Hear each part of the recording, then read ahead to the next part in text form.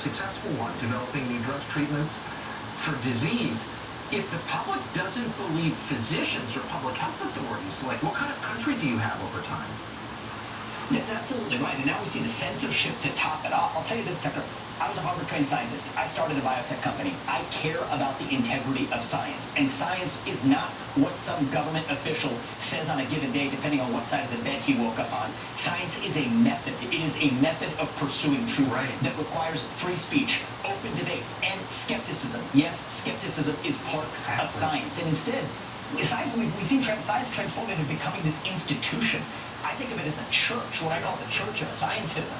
And ironically, the church of scientism has put science itself on the altar as a sacrificial lamb. What we really need is a revival of the open discourse that allows us to discover what of our ideas will be proven wrong in the future. And without open debate, without open dialogue, we can't do that.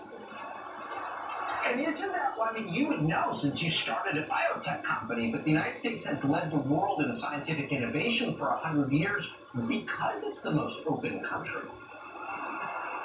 That's right. I mean, we have to be humble about what we do know and what we don't. History teaches us that most of our beliefs will either be proven false or modified in some way, but the only way we get there is not through censorship, is not through government-coordinated censorship with these so-called private companies, but through open discourse and honesty and humility and skepticism. That is what science depends on. And now, in the name of science, the worst kind of betrayal of science, Tucker, is in the name of science itself, and that's what we're seeing.